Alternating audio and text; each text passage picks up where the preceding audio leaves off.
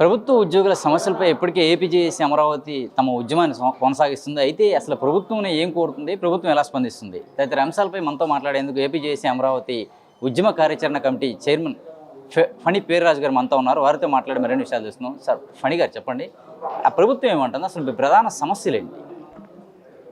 ఆంధ్రప్రదేశ్లో కొత్తగా కూటమి ప్రభుత్వం ఏర్పాటైన నాటికి ఉద్యోగులు చాలా తీవ్రమైన ఇబ్బందుల్లో ఉండడం, అనేక రకాలుగా ఇబ్బందులు పడటంతో ఈ కూటమి ప్రభుత్వం వచ్చిందని చాలా ఆనందపడ్డారు. వారి మేనిఫెస్టోలో కూడా తగినట్టుగానే ఉద్యోగులకి తగిన గౌరవం ఇస్తామని, పిఆర్సీని వేస్తామని, వెంటనే ఐఆర్ని ప్రకటిస్తామని, తదితర చాలా అంశాలు ప్రకటించున్నారు. అయినప్పటికీ రాష్ట్ర ప్రభుత్వానికి ఆర్థిక పరిస్థితి బాగలేదని మనకు తెలియడం, అలాంటి సందర్భంలో 2 సంవత్సరాల వరకు కూడా చాలా ఓపికగా ఉద్యోగుల పక్షాన మనం సమయం ఇస్తూనే ఉన్నాం.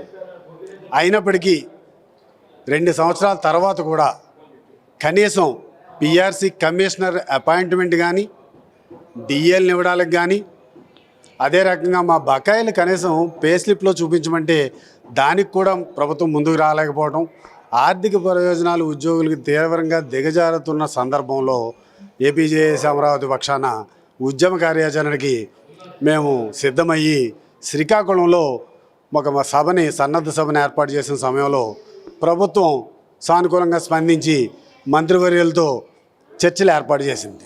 దీన్ని శుభపరిణామంగా మేము భావించడం జరిగింది. కానీ ఎప్పుడూ లేని విధంగా ప్రభుత్వం చర్చలు చేసిన తర్వాత నిర్ణయాలను ప్రకటించకుండా చాలా కాలం ఇలాగా గడపడం సాగదీయడంతో కేవలం ఉద్యమ కార్యాచరణ నుంచి పక్కకి జరపడానికి మాత్రమే చర్చలు పిలిచిందన్న ఒక అపోహ జనాల్లో బలంగా, మా ఉద్యోగుల్లో బలంగా నాటుకుంది.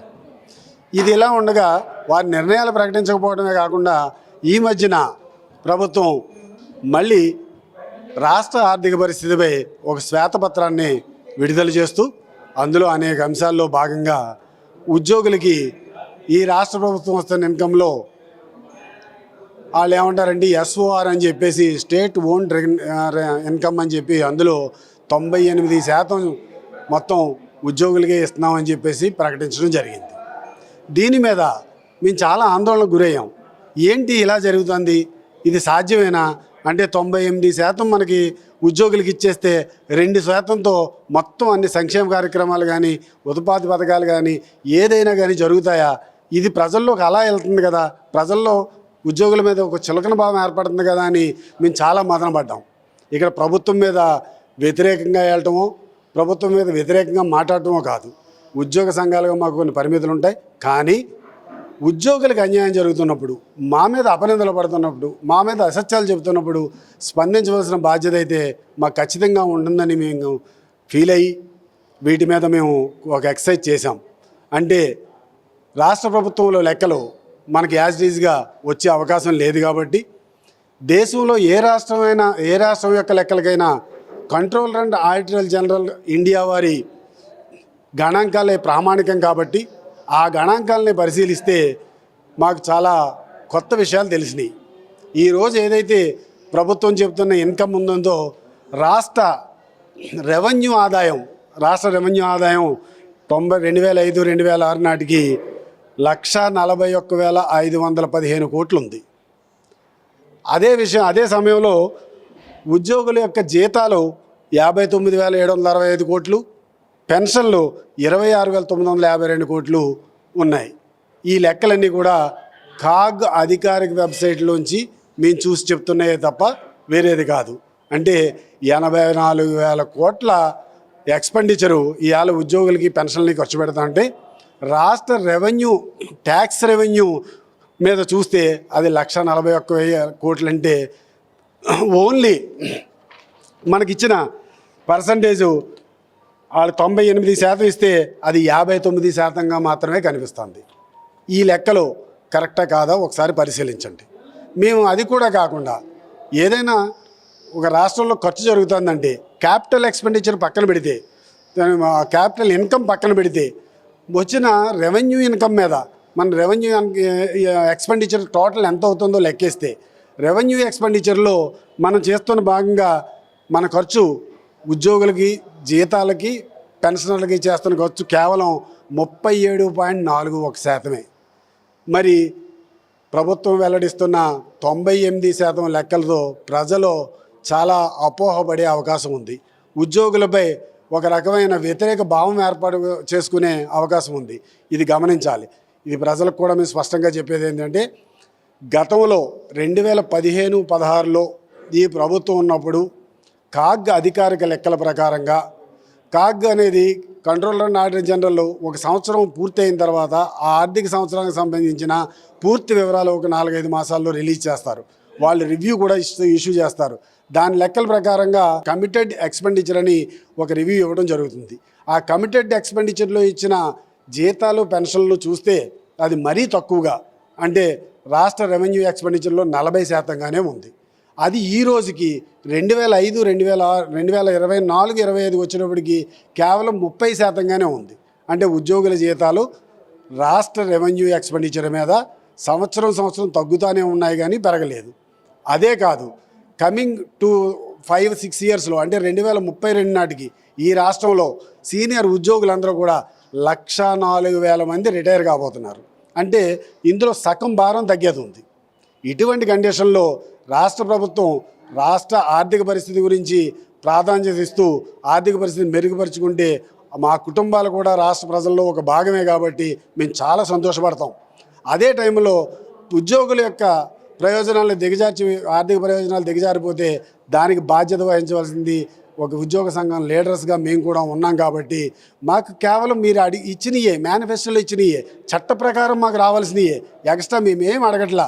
పిఆర్సీ వేయటం అనేది ఇప్పటికే 3 సంవత్సరాలు లేట్ అయింది, చట్ట ప్రకారం మీరు వేయాలి. డిఏలు ఇదే రాష్ట్రంలో పనిచేస్తున్న ఆల్ ఇండియా సర్వీసెస్ అధికారులకి, అంటే ఐఏఎస్ అధికారులకి దేశంలో జీఓఏ ఇచ్చిన, గవర్నమెంట్ ఆఫ్ ఇండియా ఇచ్చిన డిఏలు మీరు ఇక్కడ చెల్లిస్తున్నారు కదా ప్రతిసారి పెండింగ్ లేకుండా. మరి సామాన్య ఉద్యోగికి ఎందుకు చెల్లించలేకపోతున్నారు?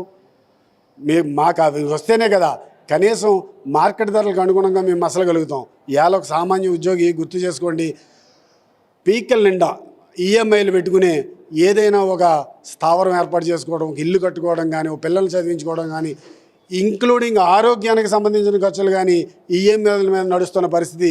ఉద్యోగం 1వ తారీఖు జీతం వస్తే వాటిని ఖర్చు అయిపోగా మళ్ళీ అప్పుల కోసం చూసుకునే పరిస్థితి ఇవాళ ఉద్యోగుల్లో ఉంది. ఇది గమనించండి. కాబట్టి ప్రభుత్వం త్వరలోనే పిఆర్సీ కానీ, ఐఆర్ని రిలీజ్ చేయడం కానీ, అలాగే మా బకాయిలు చెల్లించడం కానీ, డిఎల్ని వెంటనే ఇవ్వడం కానీ ఇది చేయవలసిన బాధ్యతగా గుర్తించి చట్ట ప్రకారం మాకు రావాల్సిన ప్రయోజనాలను వెంటనే చేయాలని మేము బలంగా కోరుతున్నాం. మీకు మంత్రివర్గంతో, ఉద్యోగ సంఘాలతో మంత్రివర్గం సమావేశమైంది. అక్కడ కొన్ని డిమాండ్స్ మీరు పెట్టారు. వాటిలో ఏమైనా నెరవేర్చారా, లేదంటే మీకు ఎటువంటి హామీ ఇచ్చారు మీరు పెట్టిన డిమాండ్స్పై? అంటే అంత పెద్ద డెలిగేషను, మంత్రివర్యులు ఉన్నారు, రాష్ట్రంలో జాయింట్ స్టాఫ్ కౌన్సిల్ బాధ్యత వహించే 12 మంది సీనియర్ ఐఏఎస్లు ఉన్నారు. వీళ్ళందరూ కేవలం ఉద్యోగ సంఘాల నుంచి వచ్చిన డిమాండ్ని విన్నారు. అందరూ చెప్పేది అదే మెయిన్ ఆర్థికమైన పరమైన డిమాండ్లు. కనీసం దాని మీద ఏ ఒక్క అంశం మీద రెజల్యూషన్ అనేది రాలేదు, ఒక నిర్ణయం అనేది ప్రకటించలేదు. మేమందరం మాట్లాడుకుంటాం, మళ్ళీ ముఖ్యమంత్రి గారి దృష్టికి తీసుకెళ్ళి వెంటనే మీకు త్వరలోనే వస్తామని చెప్పారు. ఆ త్వరలో అనేదాన్ని ఎంతవరకు అవుతుందో తెలియదు, ఇప్పటికైతే రాలేదు. గవర్నమెంట్ కానీ బయట అఫీషియల్గా కాదు కానీ బయట 10వ తారీఖు అని కొందరు, 15వ తారీఖు అని కొందరు సీఎం గారు మాట్లాడతారు, చర్చలు ఉంటాయని చెప్తున్నారు. మంచిదే, చర్చించనివ్వండి. అతి త్వరలో మాకు మా ప్రయోజనాలు, చట్టబద్ధంగా వచ్చే ప్రయోజనాలను కాపాడితే మాకు ఇంక అంతకంటే ఏముంటుంది? మా చేసే పనుల్లో మేము నిమగ్నమై ఉంటాం. గత ప్రభుత్వంతో పోల్చుకుంటే ఈ ప్రభుత్వంలో మీకు ఎక్కువ, అంటే మీ కోరికలు, మీ డిమాండ్స్ ఏవైతే ఉన్నాయో న్యాయపరంగా రావాల్సినటువంటి డిమాండ్స్ ఆ ప్రభుత్వంలో నెరవేరాయా, ఈ ప్రభుత్వంలో నెరవేరుతున్నాయా? ఇప్పుడు ఈ ప్రభుత్వం వచ్చిన తర్వాత కూడా ఒకటి చెప్తున్నారు, సమయానికి జీతాలు ఇస్తామని. చాలా సంతోషం. సమయానికి జీతాలు ఇవ్వబడడం అనేది చాలా దారుణమైన విషయం. చేతంటే స్వతంత్ర భారతంలో మన రాష్ట్రం ఏర్పాటు అయిన తర్వాత ఎప్పుడూ కూడా జీతాలు ఎప్పుడు వస్తాయని చూసే పరిస్థితి ఆంధ్రప్రదేశ్లో ఉద్యోగులకి రాలేదు. అలాంటి సందర్భాన్ని మళ్ళీ మనం గుర్తు చేసుకుని జీతాలు ఇవ్వడం అనేది, జీతాలు సమయానికి ఇవ్వడం అనేది చెప్పుకోవడం మనకి అది అలా పోలికే సరికాదని మా అభిప్రాయం. కాకపోతే జీతాలు సమయానికి ఇస్తున్నారు కాబట్టి ఏ విధమైన ఇబ్బంది లేదు. ఈ రావాల్సిన ప్రయోజనాలు ఇప్పటికీ రాలేదు. గత ప్రభుత్వం డిఏలన్నీ రిలీజ్ చేసి వెళ్ళారు. ఆ ప్రభుత్వంలో ఉన్న ఒక డిఏని ఈ ప్రభుత్వం వచ్చిన తర్వాత ఇచ్చారు తప్ప 2024లో ఈ ప్రభుత్వం వచ్చిన తర్వాత ఇవాళ 5 డిఏలు పెండింగ్ పడ్డాయి. ఒక్క డిఏని కూడా ఇవ్వలేకపోయారు. ఇది మీ బాధ్యత, మీ టైంలో ఇవ్వాల్సిన బాధ్యత. అప్పుడు రిటైర్మెంట్స్ లేవు. ఇప్పుడు 2024 నుంచి రిటైర్మెంట్స్ వచ్చినాయి కాబట్టి పెన్షనరీ బెనిఫిట్స్ ఈ ప్రభుత్వం ఇవ్వాలి. అది ఎక్కడ ఇస్తున్న సందర్భం అంటే అక్కడక్కడ తప్ప పూర్తిగా పెండింగ్లు పెట్టిన సందర్భంగా కనిపిస్తుంది. ప్రభుత్వ ఉద్యోగులు ఇప్పుడు మీరు చెప్పినట్టుగా చాలామంది రిటైర్ అవుతున్నారు. వీరి ప్లేస్లో కొత్త వాళ్ళని తీసుకుంటున్నారా, లేదంటే ఉన్న వాళ్ళ మీద పని భారం పడుతుందా? రిటైర్ అవుతున్నారు. గత 23లో 13,000 చిల్లర, 24లో 13,000 చిల్లర, 25లో 13,000 చిల్లర అయ్యారు. ఈ సంవత్సరం 14,000 చిల్లర ఎంప్లాయీస్ రిటైర్ కాబోతున్నారు. ఆ స్థానంలో ఇక్కడ ప్రధానమైన అంశం ఏంటంటే ప్రభుత్వానికి సగం ఖర్చు తగ్గుతుంది. మీరు జాబ్ క్యాలెండర్ పెడతారా, ఇంకోటి పెడతారా, క్రింద స్థాయిలో నియామకాలు చేస్తారా అంటే ఆ దాఖలాలు ఎక్కడ కనిపించట్లా. 1987 తర్వాత జూనియర్ అసిస్టెంట్ స్థాయిలో ఈ రాష్ట్రంలో ఒక రిక్రూట్మెంట్ కూడా జరిగిన పరిస్థితులు కనిపించట్లేదు. అంటే జనరల్ రిక్రూట్మెంట్ ఒకటి కూడా జరగల. అంతకాలం నుంచి ఆపి ఆ ప్లేసుల్లో సాధారణంగా కాంట్రాక్ట్ ఉద్యోగులు, అంటే ప్రభుత్వంలో ఒక ఉద్యోగం కదా అని ఆశపడి వస్తారు. వాళ్ళు 20 సంవత్సరాలైనా అదే స్థాయిలో ఉంటారు తప్ప వాళ్ళ దగ్గర శ్రమ దోపిడీ జరుగుతుంది. అంతేగాని కొత్తగా పర్మనెంట్ ఉద్యోగాలు అనేది క్రింద స్థాయిలో నియమించట్లేదు. గ్రూప్ 2, గ్రూప్ 3 గ్రూప్ 1 స్థాయిలో నియమిస్తున్నారేమో కానీ క్రింద స్థాయిలో నియామకాలు జరగట్లేదు. ఈ ప్రభుత్వం నియమిస్తే మంచిదే. We're welcoming that issue. ప్రభుత్వం మీరు కోరిన ఏంటంటే న్యాయపరమైన డిమాండ్స్గా నెరవేర్చిన పక్షంలో ఏదైనా ఉద్యమ బాట కానీ ఉద్యమ కార్యాచరణ కానీ ఏ విధంగా తీసుకునే అవకాశం ఉంటుంది? తప్పకుండా మేము ఉద్యోగ సంఘాలుగా ఉద్యోగుల తరపునే 100% మాట్లాడాలి. మా బాధ్యతే అది. కాబట్టి ఇప్పటికే ఏపీజేఏసీ అమరావతి ఒక కార్యాచరణ ప్రకటించి సన్నద్ధ సభలను శ్రీకాకుళంలోని అటు అనంతపురంలోని ఏర్పాటు చేస్తున్నాం. ప్రభుత్వం ఇచ్చిన పిలుపు మీద ఎప్పుడైనా చర్చించి వాళ్ళు సాల్వ్ చేస్తారంటే దానికంటే ఇబ్బంది ఏమీ లేదు కదా, దానికి అది గౌరవంగానే భావించి మేము చర్చలకు వెళ్ళాం. ఆ చర్చలు కూడా ఈ రోజుకి ఏవైనా నిర్ణయాలు ప్రకటించలేదు కాబట్టి రేపు ఈ 10-15 రోజుల్లో మేము ఒక టార్గెట్గా అనుకున్నాం.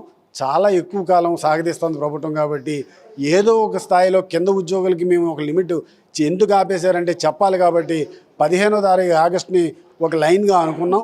ఆ లైన్ తర్వాత అప్పటి వరకు కూడా ప్రభుత్వం ఏ రకమైన స్పందన లేకపోతే మా ఆపివేసిన ఉద్యమ కార్యాచరణని కొనసాగించడానికి వెంటనే మేము నేరుగా ఉద్యమ కార్యాచరణకి వెళ్ళడానికి నిర్ణయం తీసుకున్నాం.